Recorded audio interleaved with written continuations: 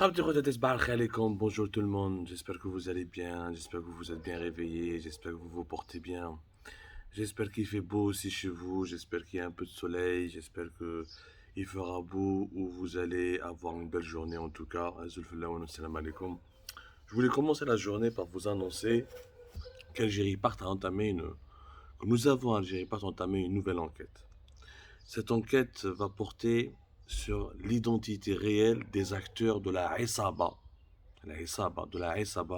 qui est en train de mettre, d'imposer son pouvoir sur le secteur des hydrocarbures, ou là de faire main basse sur le secteur des hydrocarbures et ses richesses si importantes et si stratégiques qui nous permettent de vivre au quotidien et qui permettent à notre pays de rester encore debout. Oui, une Isaba qui a planifié un véritable plan machiavélique, diabolique, et qui est en train de militer et d'œuvrer dans les coulisses du sérail algérien pour s'emparer des marchés et des contrats les plus juteux et les plus importants dans le secteur du pétrole et du gaz. La SAP Hadib Det, l'un des acteurs en tout cas, l'histoire de l'un de ces acteurs est un homme d'affaires, un businessman. C'est pas un homme d'affaires, c'est un businessman, parce qu'un homme d'affaires, c'est trop bon. Un homme d'affaires, l'expression veut dire que c'est un homme intelligent d'un certain niveau d'instruction, qui a un savoir-faire, un savoir-vivre, qui a du parcours et de l'expérience, et qui met tout ça, qui a du génie, qui est du génie, qui fait des activités économiques, qui ça lui permet de s'enrichir. C'est un businessman, parce que sa seule qualité, qu'elle un ancien haut patron des services secrets algériens, Fetsainet. C'était l'un des patrons, l'un des généraux les plus emblématiques des années 90. Et grâce à ce mariage, ça lui a ouvert des portes et ça lui a permis de faire du business.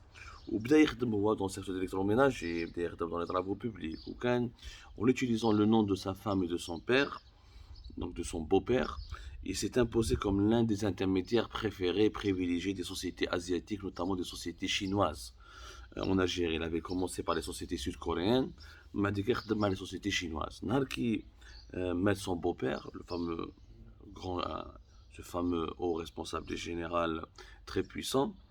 Moi, parce que le business n'allait pas aussi bien, donc il a divorcé avec sa femme parce que là, c'est pas tout ça. Donc, le nom de son père, c'est le fonds de commerce avec ne lui était plus utile. Au darb Martou, sa femme d'ailleurs, son ex-femme, elle a commencé à faire des affaires ailleurs, notamment dans le secteur pharmaceutique. On m'a dit que suite à ce divorce, etc., il commençait à avoir des problèmes en Algérie, parce que vous imaginez que son ex-femme a voulu lui créer des problèmes, parce qu'elle a découvert que c'est un opportuniste qui a voulu uniquement l'utiliser pour s'enrichir et se mettre plein les poches. Donc, dès qu'il y a des problèmes, il y a des enquêtes, etc. Au début des années 2000, Harab rah la France, il s'est installé en France, il a obtenu la nationalité française, où il a continué à faire des affaires, il a essayé de chercher de passer par d'autres intermédiaires, il a essayé de trouver d'autres personnes qui pouvaient l'aider à obtenir des marchés en Algérie, parce que ce monsieur, comme il n'a aucun génie, excepté d'avoir un réseau de connaissances à sa disposition pour l'offrir à des sociétés chinoises qui vont ensuite remporter des marchés. Donc, قعد يدور يدور يدور c'était ça une petite traversée du désert تلاقى مع واحد المرأة في باريس يعيطوا لها بشيرة. هذه بشيرة يا جماعة لازم لها ان ليفر كيقول اسمها بشيرة واش في الجيم يعرفوها مليح. Son mari était un ancien officier militaire. Elle avait une villa à Filbière où cette Béchira a organisé des soirées au cours de laquelle participaient plusieurs membres du gratin militaire algérien, notamment des officiers, des anciens officiers des services secrets algériens pour les années 90, ou certains dirigeants militaires, ou même certains dirigeants politiques, civils. Elle est devenue une sorte d'entremetteuse, une confidente des dirigeants algériens les plus puissants du pays.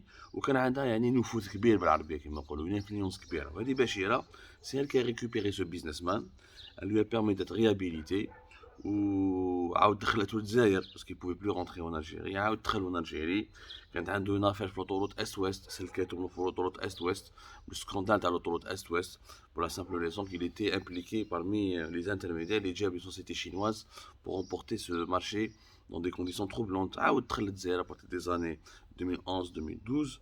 Il a commencé à faire des affaires وبها هي اللي كانت تعاونو تبعتو عند دي زوفيسي ولا تالوي كوفر ولا تجيب دبلو دي مارشي مع لي ريسبونسابل تاع سوناتراك ولا واش يدير هو يجيب دي سوسيتي شينواز وهي ولا دي سوسيتي étrangères وهي اللي استكلف في لا سويت سي ال كي le met en relation avec le haut responsable de Sonatrach parce qu'elle est recommandée par certains dirigeants militaires et c'est très influent.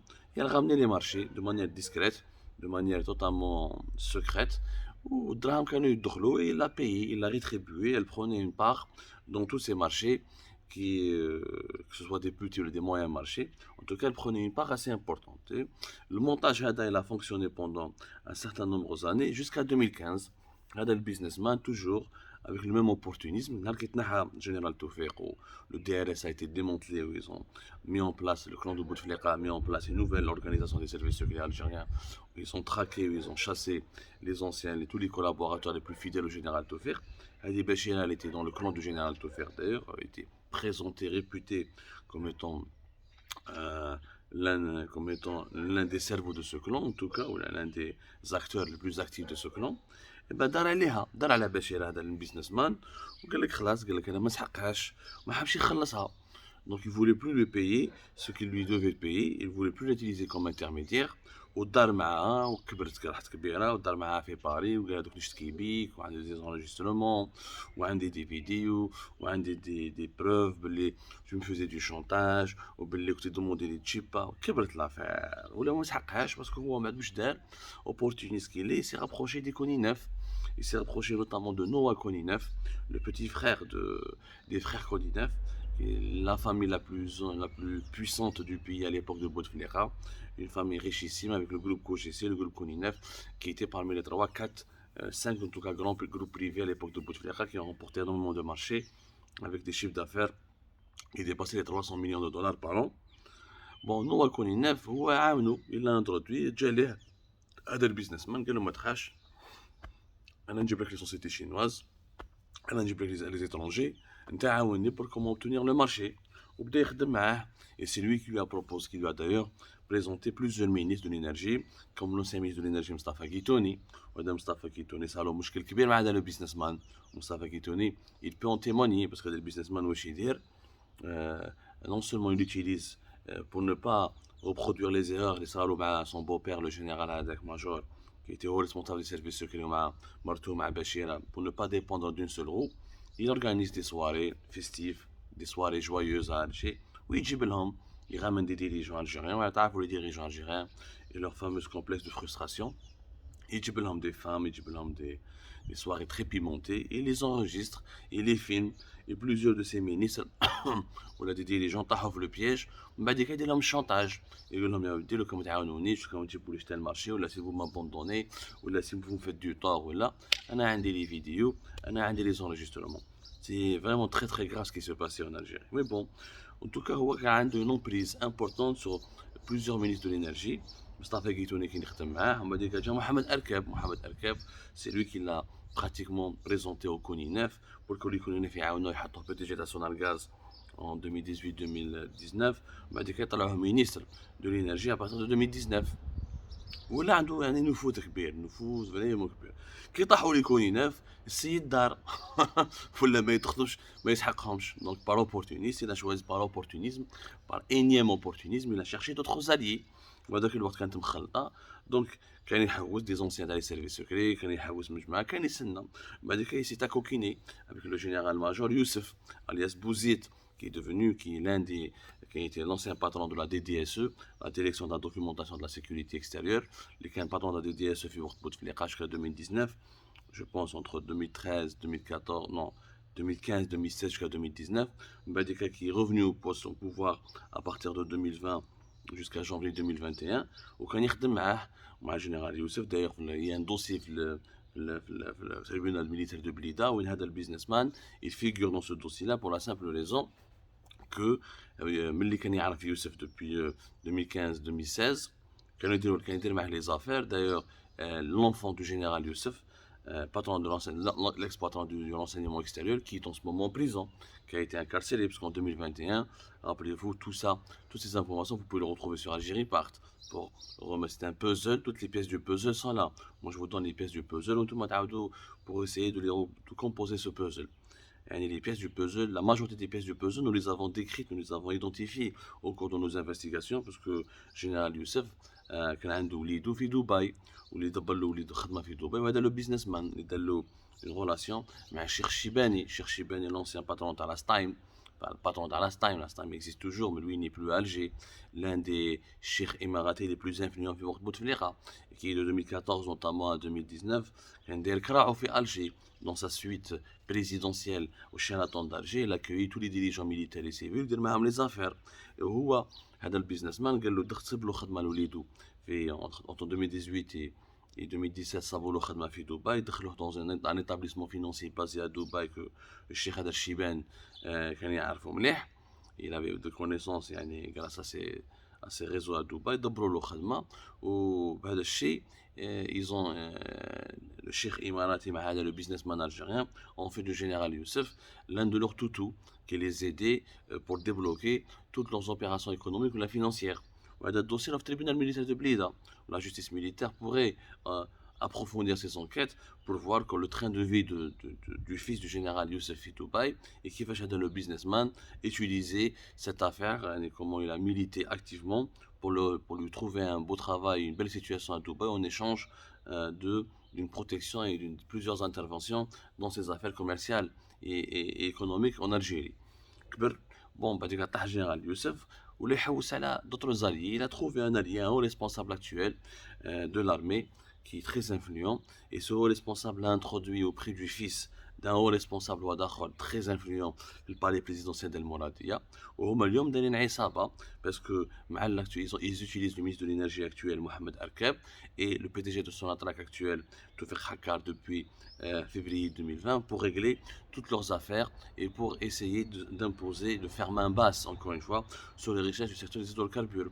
Et l'affaire الكبيرة اللي خدموا عليها c'est l'affaire de Petrofac, la compagnie britannique Petrofac, qui a été blacklistée dans plusieurs pays du Moyen-Orient, notamment aux Émirats, en Arabie Saoudite et ailleurs, à cause de ces scandales de corruption et son implication dans le versement de pots de vin des dirigeants irakiens durant la période 2014, 2015, 2016 en Irak pour obtenir des marchés très importants. Elle a été blacklistée, elle a été condamnée en octobre 2021 d'ailleurs à des lourdes peines, à des lourdes amendes financières. Et l'organisme central ou la gouvernementale de lutte contre la corruption, le SFO, en Angleterre, en Grande-Bretagne, il est toujours en train d'enquêter sur les grandes opérations internationales de Petrofac.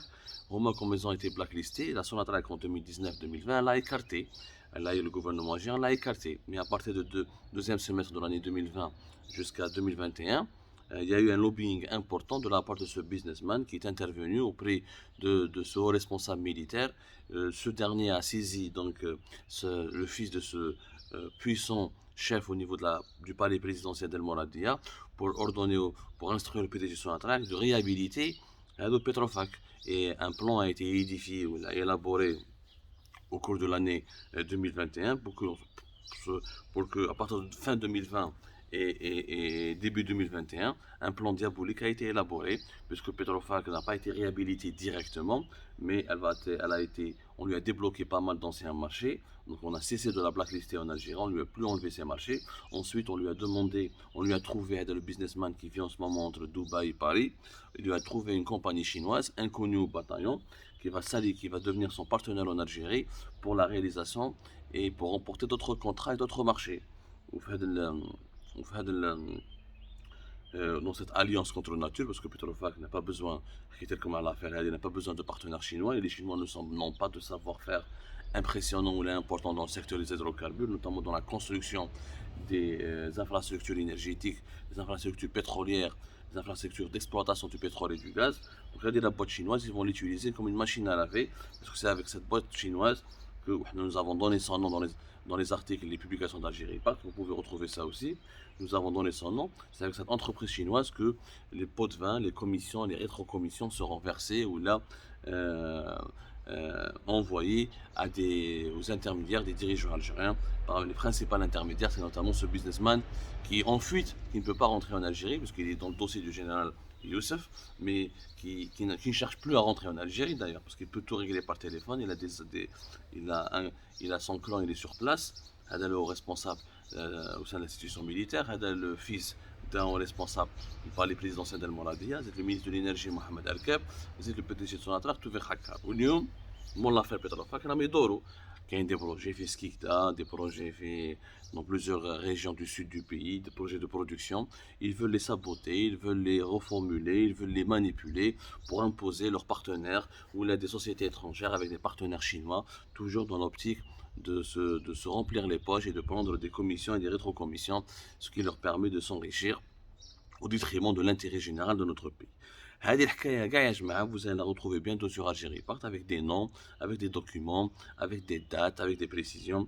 Je voulais juste vous avertir que la Aïsaba qui fait main basse ou là, qui est en train de faire du mal au secteur des hydrocarbures en Algérie a été identifiée officiellement par Algérie Part et nous allons la dénoncer, nous allons lutter contre cette Aïsaba jusqu'au bout, nous n'allons jamais céder, nous n'allons jamais à leurs menaces, à leurs chantages, on va continuer à se battre jusqu'au bout. Cette Aïsaba est plus dangereuse encore que la Aïsaba